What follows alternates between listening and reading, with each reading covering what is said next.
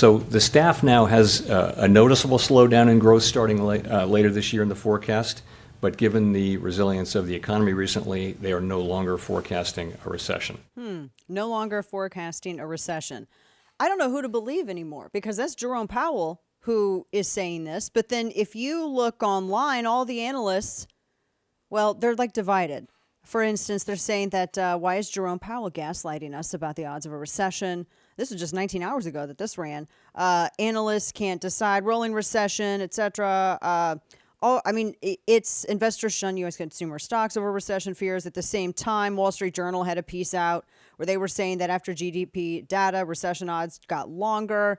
We know what's in our bank account. We know how our money's performing. We know how much we're making in the stock market. But, how do you plan ahead when the experts they're not even agreeing? So this is where we go to the one person we know who's going to be telling us the truth and going to be doing it straight. Our friend Charles Payne, host of Making Money with Charles Payne, weekdays 2 to 3 Eastern on Fox Business. He joins us now on the phone. Charles, my friend, always a pleasure. Set us straight. We can trust you. What's the real scoop here? Are we in a recession? Are we coming out of it? How do we plan?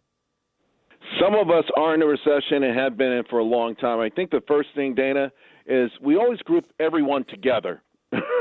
So the person who hasn't worked in 6 months is on the same page as the person with $10 billion in the bank account, right? Yeah. And I think that's one of the first areas they make the mistake. Like, no, we're not in a recession. You mean that part of the economy is not in a recession? We've been in one for a long time. Let me give you a case in point. So this morning we got the consumer sentiment report in. Explosive. It has surged back up. It's at the highest level since 2001, October 2001. You say to yourself, golly, that's amazing. Then you look closer. The top percentile rocketed up significantly, but the bottom tier of income is actually down and going lower. So we live in a bifurcated economy, and it's been skewed. Listen, I am so frustrated because all of those folks that you were talking about in the intro, these Wall Street experts, I interview them every day, and I want to scream. I try to be a polite guy, so I call them out politely. And I've been less polite more recently because they stick to their guns. Yes. They stick to their guns. I had two of the top Wall Street analysts on to help me hash out the Fed on Wednesday, and they both are sort of like, no, this is what the data says. I'm like, you know what? You've never, ever, ever had to deal. Biden alone, $6.7 trillion extra into the economy, $2 trillion for people to go out and buy stuff. And now you've got the Inflation Reduction Act, which is the exact opposite. You've got all of these things. So the way I equate it is the economy, listen, they put too much money in the economy. They trigger inflation that we thought we'd pass these sort of inflation spikes, right? Because in the 1970s, we had these unique combination of things. We didn't produce our own oil, the Arab oil embargo, some other things. We thought we would never have inflation to the degree that we're even grappling with it at this very moment. So we got it. It took trillions of dollars. Thank you, Biden. We appreciate it. So the Fed's job is to put that out. But the Fed can't really effectively put that out as long as they keep pumping money in, unless they go too crazy, and that's to try to wreck the entire economy. So where we are right now is you can argue we have a rolling recession. There's parts of that's true. Look at parts of the economy that obviously I got a guy coming on today from the freight side, the trucking industry, completely, just falling completely apart. There are actually more real estate agents right now than there are homes for sale. Wow. And then, yeah. So you've got those kind of things. And what breaks my heart is the folks who are kind of caught in all of this, regular folks on Main Street, because, again, the president, he gets to go out and say, I'm doing this, I'm doing that. And he doesn't adjust anything for inflation. So for him, everything's hunky-dory. Right. But for regular folks, it's really, really getting tough out there. And, as far as in a quote-unquote official recession, I don't know, because remember, we have back-to-back negative quarters of growth, and they came and said, well, we're going to change the definition of recession. So if that's the case, then we may never have one as long as Biden's president. That's right. But just change the definitions. Yeah, exactly. What the hell? Okay, you moved the goalposts. But it is sort of the wild card really has been all of that money that was pumped into this economy. No one has any way of modeling for that. It's never happened before. I will tell you, though, when it's all said and done, if you look at polls on how people feel about the economy, that tells you that push come to shove, I think people in the future would say, hey, Don't pump in trillions of dollars. Don't pay me twice as much money not to go to work than to go to work, because even as I get a pay increase, I'm not keeping up with my bills. Right, exactly. Talking with our friend Charles Payne, and the rate hikes too, as well. I mean, they just announced another one. I think a 0.25%. So it's going to be at 5.5. How is this going to be the last one that they do for a while? What's gonna be the outcome of this? They say they're data dependent, so they'll comb through the data and they'll look at it, and see what's going on, and again, there's still so much money sloshing around out there. The so-called excess savings is down to maybe $600 billion. So, and people are maxing out their credit cards. MasterCard came out with their earnings this week, and cross-border transactions were up 155% pre-COVID. And, listen, on one hand, it's great. You got a lot of people in this country who are traveling now who never even thought about getting on a plane. Right. So that's one thing. But they get there, they can't do much, right? I mean, I know people, they kind of post a few pictures on social media. I'm in Vegas, and right. I was on the Strip, right? You at a show? No, I couldn't afford the show, but I'm walking the Strip. I can see the fountain. It's hot out here. I see the Bellagio fountain. That's my entertainment tonight. Exactly. That's all I'm saying, right? Like, everyone out, it's great that you went out there, but what did you do? Well, right. Check this out. Right.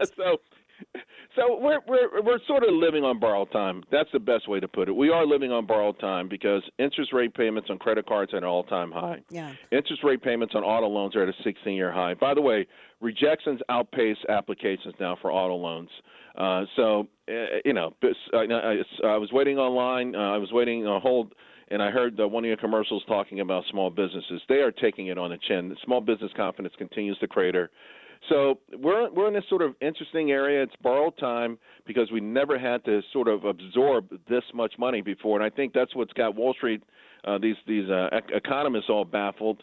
But they won't, they're too proud to make any adjustments. Well, this has always worked. It doesn't work right now because of these unusual circumstances. But I think the average person, and I would rather look at political polls than economic polls right now for the true sense of how each individual American feels right now, because they understand their circumstances better than this Wall Street stuff. Yeah, that's so true. Talking with our friend Charles Payne, host of Making Money with Charles Payne. I wanted to ask you, I saw your tweet about Sam Bankman-Fried. I mean, I guess it's different. I don't know. It's just, some people can get away with everything. And you said that sunlight isn't strong enough anymore because now they're not pursuing campaign finance charges against this FTX right. founder. And this is the second time they've had a forego charging this guy. He still has, from what I understand, some wire and securities fraud charges. But I mean, the bulk of the campaign finance stuff, I mean, he's free to walk. Talk to me about this because I mean, this is infuriating. I mean, this is billions of dollars we're talking about. It's so much money, and what they were trying to do with that money. Yeah. The rules they were trying to rewrite. Did you see last week his brother Gabe?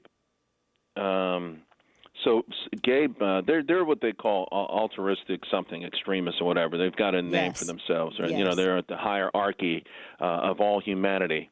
And so one of the things they were doing is they were trying to buy a country. Yes, a whole country. One of the smallest countries in the world. The whole damn country. They wanted to buy it, and they were going to turn it into like a safe zone for all their fellow intellectuals. And they were going to also work on a better species of humankind. I mean, think about in history when people have done that. We've known some pretty evil regimes in past history who thought they could make perfect a human being. And so this is the kind of stuff they were trying to buy Congress off, change the rules of investing, particularly in crypto, maybe, shield their country that they were going to buy, whatever it is. And so everyone has seen this theft, this brazen theft. I tell you, I look at the schematic of the business plan when it was designed, and this thing was so elaborate, but I think it was designed from day one to be a theft machine. And the mom and pop, they got to bring them in. They really do. They're brilliant people. They've trained folks in economics. They've trained folks in a lot of things. I think they're behind that scheme. It's just my opinion. I don't think Sam Bankman-Fried put this together. Right. And so, there are also these altruistic folks who are better than everyone else. But don't worry, they'll save some of us too. I mean, someone's got to do the work alongside the robots. But right. It is infuriating because it's happening in plain sight. We see it. We see the arrogance. Yeah. We see it. And the reason it's happening is because this is not just about Sam Bankman-Fried. This is about Silicon Valley. Silicon Valley, who, by the way, had the bank that they bank at was bailed out. Not the bank, but all of them and all of their customers. They were bailed out. They just, this is the most powerful entity out there. They're more powerful than the folks on Wall Street. Yeah. And combined, they just make a juggernaut of pure greed, unadulterated greed. And so it breaks my heart. It breaks my heart because very little fanfare. The guy just walks out with that dumb grin, and he gets away with this. Again, he was stealing the money from hardworking people, particularly young people, young adults, who were trying to get a jump start on their lives. Yes. He took their money. He stole their money. He Ruined paid their himself lives. billions of dollars. And there's just no outrage. So before we used to say, hey, if this stuff gets into the sunlight of day, we'll get our pitchforks and our torches, and we'll have justice. Well, you know what? I don't know if we're too busy playing video games or maybe going to Las Vegas just to look at the Bellagio water exhibit. We're not doing it. We need to rise up. We need to find a way to fight back because this deep slumber that we're in, when we wake up, it's going to be too late. It's going to be too late. I mean, and it is a deep slumber to ignore, like a $40 million bribe to China. That's a deep slumber indeed. So what weird times we're living in. Our friend Charles Payne, always appreciate you. You can watch his show every day, Making Money with Charles Payne, weekdays 2 to 3 Eastern on Fox Business. Charles, always appreciate you, my friend. Have a great weekend. Same here. Thank you. You too. Thank you. Mm-hmm.